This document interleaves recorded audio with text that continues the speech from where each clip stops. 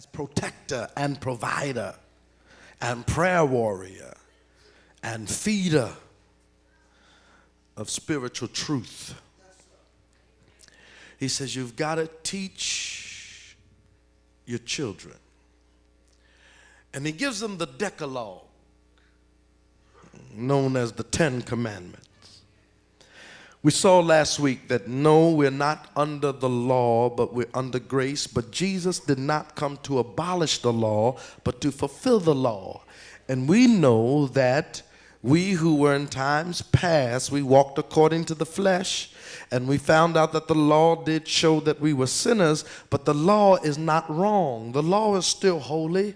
It's still right. It's still just. Matter of fact, Paul said, for what the law could not do, in that it was weak in the flesh, God sent forth his Son in the likeness of sinful flesh, for sin, condemned sin in the flesh, that the righteousness of the law may be fulfilled in us who walk not after the flesh, but after the Spirit. Romans chapter 8, verses 1 through 4 and 5.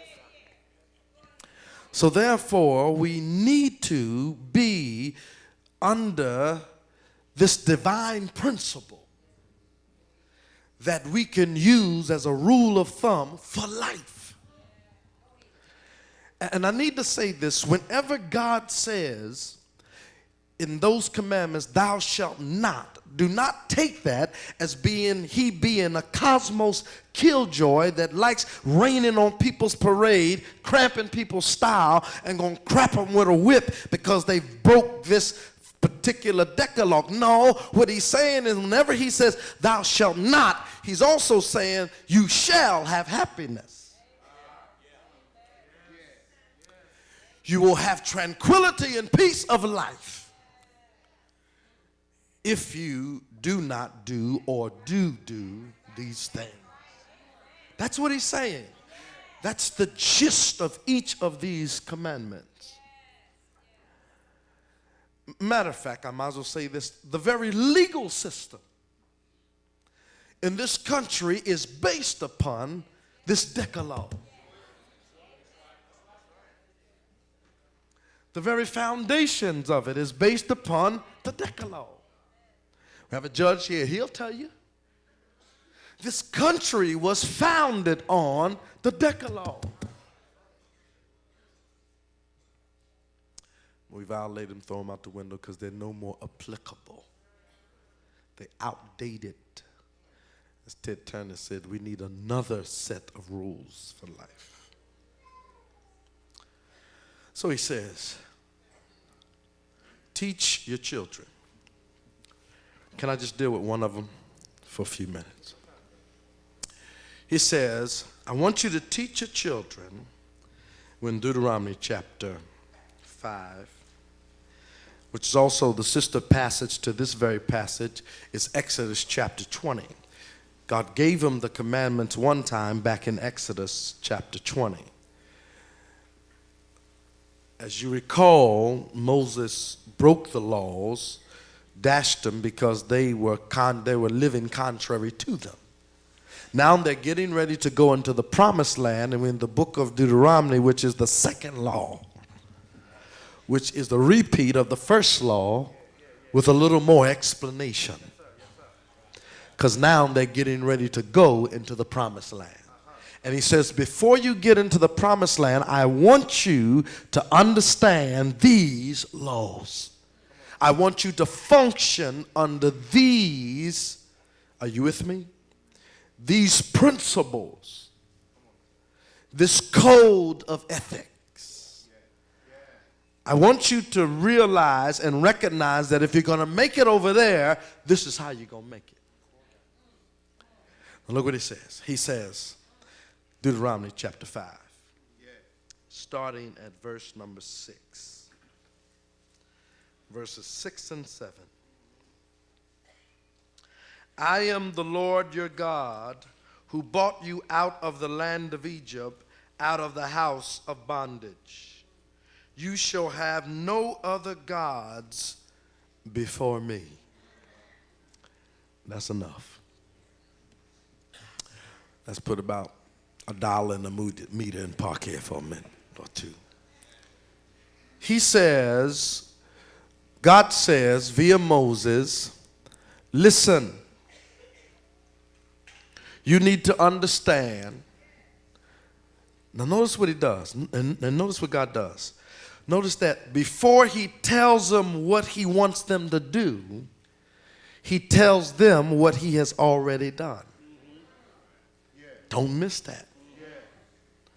Before he asks them to do anything, he wants them to recognize and realize what he's already done. Before he asks for duty, he has already given them some devotion. Before he asks for them to do something pertaining to the law, he has already given to them his love. Yeah. Notice what it says. He says, I am the Lord your God. Yeah. Are you with me here?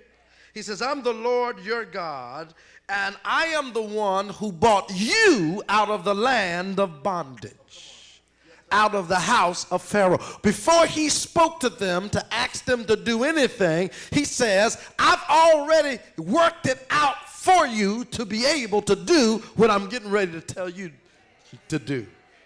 You missed it. You missed it. He says, this is what I've done for you. And because I've done this for you, I ask you to do this for me. But I don't want you to do this for me until you recognize what I've done for you. You got it? Did you get it? Did you get it? Otherwise, he says, you remember how you were down in Egypt? You remember how it was down under Pharaoh's rule and reign. You remember how that he treated you and the way that he treated you, the way that he used you and abused you and misused you. You remember how he made you try to make brick without straw. You remember the diet he used to give you, leeks and garlics, and you were made for another type of cuisine. You remember how you bore the burden in the heat of the day. You remember how he mistreated your mother and your father. You remember all of those things. But when I came along and I saw your predicament and I saw your situation, I brought you out from beneath of that heavy taskmaster. I delivered you from your dilemma. I gave you grace for your grief, love for your loneliness, and mercy for your misery. You remember what you used to be until I found you. You missed it. You missed it. See, Pharaoh is symbolic for Satan. Pharaoh is symbolic for the devil, and that's the way we used to be prior to, you missed it.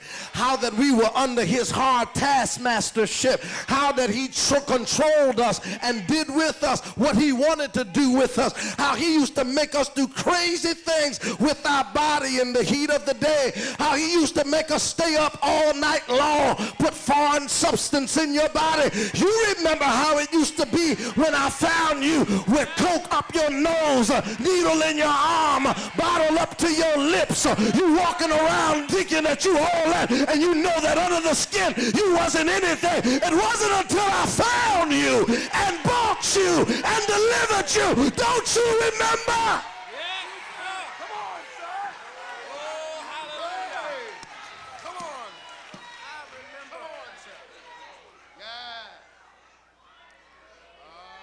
I bought you out.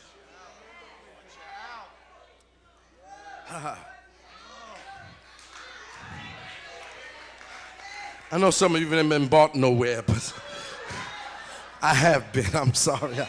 I wasn't always doing this.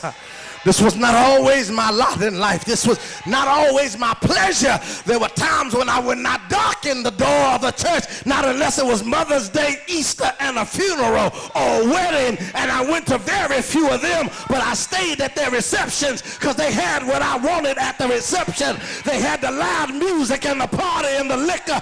I wish I had. I know y'all don't know that, but I wasn't always doing this. It wasn't until I came to Jesus, just as I was, weary, wounded, torn, and sad. I found in him a resting place. Look at me now. Oh, I'm glad.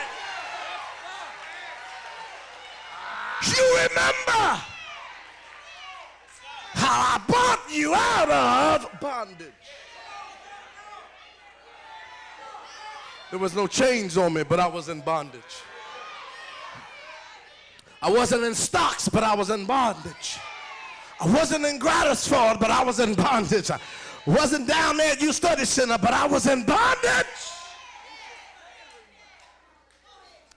It wasn't until he bought me out of.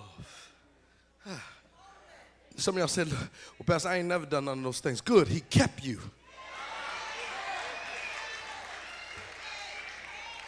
He kept you from. You don't know how blessed you are. You blessed even without him. He kept you. I don't know what it was. I don't know if it was the perimeters he set around you. I don't know if it was your parents. I don't know what it was, but he kept you from. So you also have something to remember. That doesn't mean you stick your nose up in the air like you better than somebody else because you have not been where they've been and done what they've done.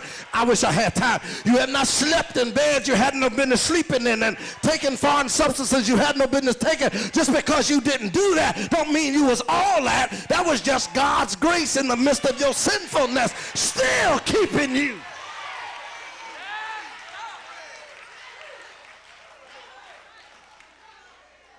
So he bought you too. He bought some of us out of stuff, but he bought some of us from stuff. Or kept some of us from stuff. I bought you. Now, because of that,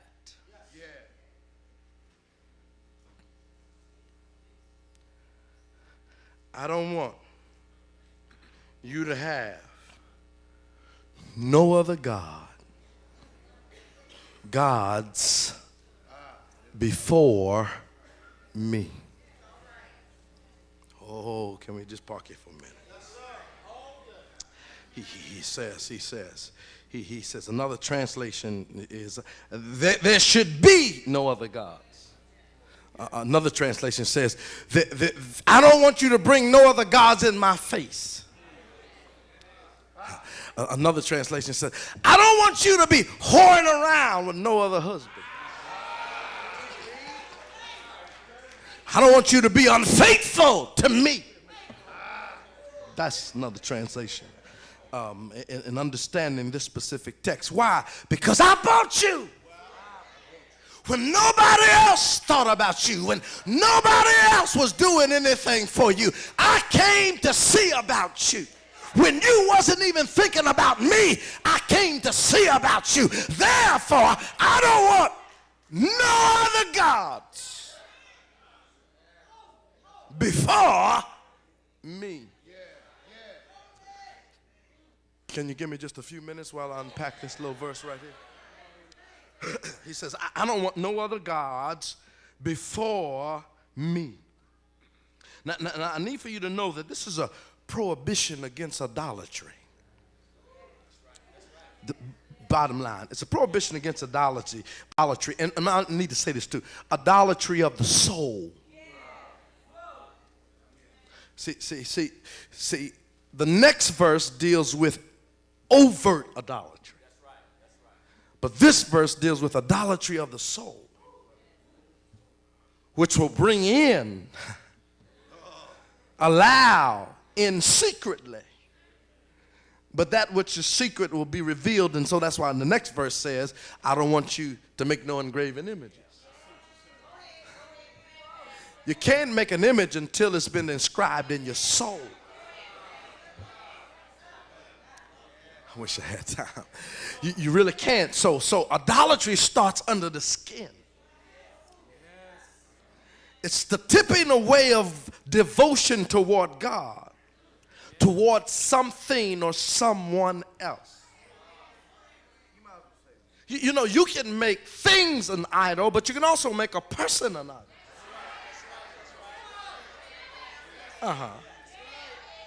Some of y'all have allowed other people to control, watch this, your affections and your emotions so much that when they do not accommodate you, you become demobilized.